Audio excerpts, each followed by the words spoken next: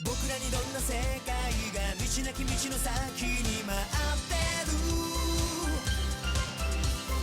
声なき声はこのs'écria un matou brun sombre à la fourrure pelée, dont la queue se réduisait à un moignon. C'est ça, répondit l'intéressé en imitant son ami. Je suis demi-queue, annonça le mâle. Bienvenue parmi nous.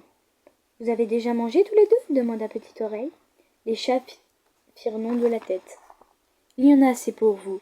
Nuages de poussière et nuages de sable sont en train de devenir de bons chasseurs. Tu es d'accord pour que ces jeunes partagent une de nos souris, un œil? La reine grisonnante étendue à côté de lui acquiesça. Nuage de feu remarqua qu'elle avait un œil voilé, aveugle. Et toi, Plume cendrée? Bien sûr, accorda la femelle écaille au museau ardoise d'une voix usée par l'âge.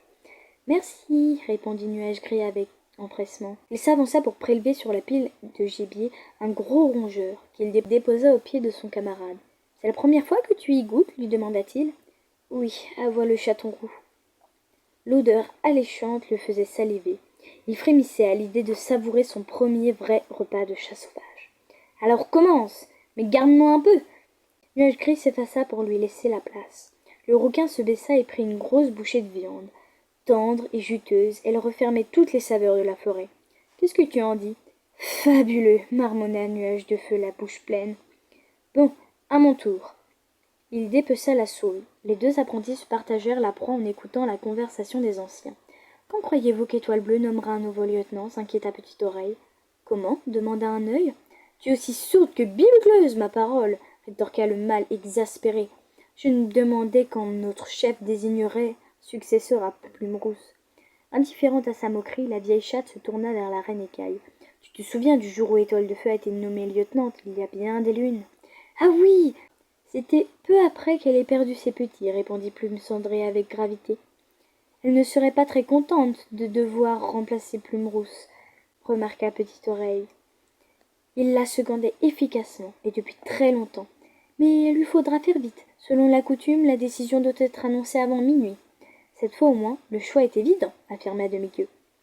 Nuage de Feu regarda autour de lui. De qui l'ancien pouvait-il bien parler? Aux yeux du chaton, tous les guerriers étaient dignes d'être choisis. Peut-être le vieux Matou pensait-il à Griffe du Tigre, qui avait vengé la mort de Plume Rousse. D'ailleurs, assis non loin de là, le vétéran écoutait, mine de rien, la conversation des anciens. Nuage de Feu se lécha les moustaches pour récupérer les dernières bribes de viande, quand Étoile de Feu lança son appel depuis le promontoire. Gris pâle dans la lumière déclinante, le corps du défunt gisait encore au milieu de la carrière. « Il est temps de désigner notre nouveau lieutenant, déclara-t-elle. Auparavant, remercions le clan des étoiles. Plume Rousse a eu une belle et longue vie. Ce soir, il a rejoint ses frères parmi les étoiles. » En silence, les chats levèrent les yeux vers le ciel. La nuit tombait sur la forêt. « Je vais maintenant nommer son successeur, poursuivit-elle. J'annonce ma décision devant le corps de Plume Rousse afin que son esprit l'entende et l'approuve. » Nuage de Feu observa Griffe de Tigre et remarqua le regard avide que le grand chasseur posait sur le promontoire.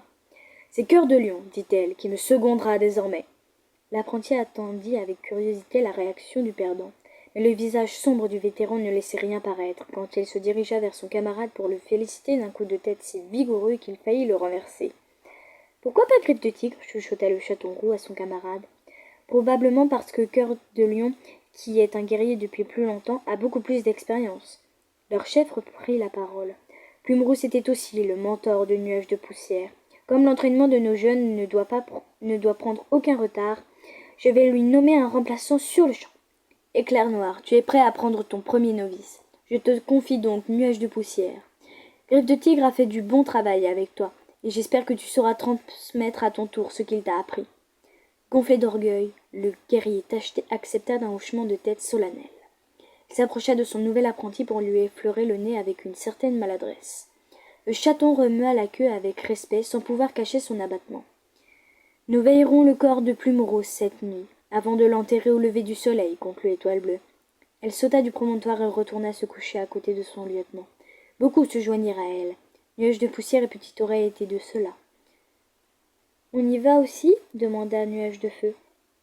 Pourtant, l'idée ne lui tentait pas vraiment. La journée avait été bien remplie, et il commençait à être fatigué. Il n'y avait qu'une envie, trouver un endroit chaud et sec, s'y rouler en boule et dormir. Non, Seuls les proches de Plume Rousse passeront une dernière nuit avec lui. Je vais te montrer où dormir. La tanière des apprentis n'est plus loin. Nuage de Feu le suivit jusqu'à un épais massif de fougères, près d'une souche couverte de mousse. Tous les novices partagent leur gibier près de cet arbre mort, lui expliqua Nuage Gris. Combien sommes-nous? Moins que d'habitude. Toi, moi, nuage de jet, nuage de poussière, nuage de sable. C'est tout. À peine s'était-elle allongée qu'une jeune chatte sortait du gros buisson. Son pelage roux pâle était strié de rayures plus foncées à peine visibles. Alors, voilà le nouvel apprenti, lança-t-elle avec une grimace. Salut, répondit Nuage de Feu. Elle fit une moue insolente.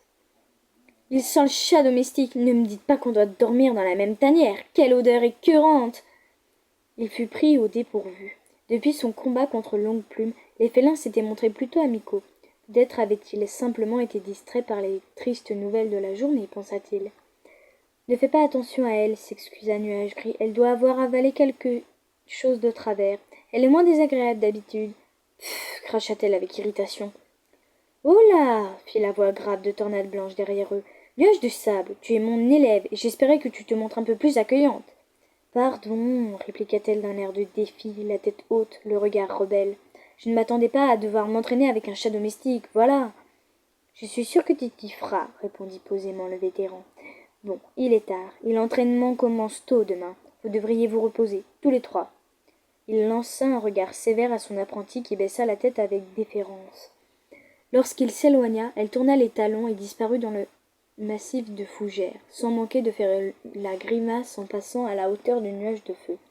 D'un mouvement de la queue, le chaton gris invita son ami à le suivre à l'intérieur. Le sol de la tanière était tapissé de mousse. Le clair de lune nimbait tout d'une délicate nuance de vert.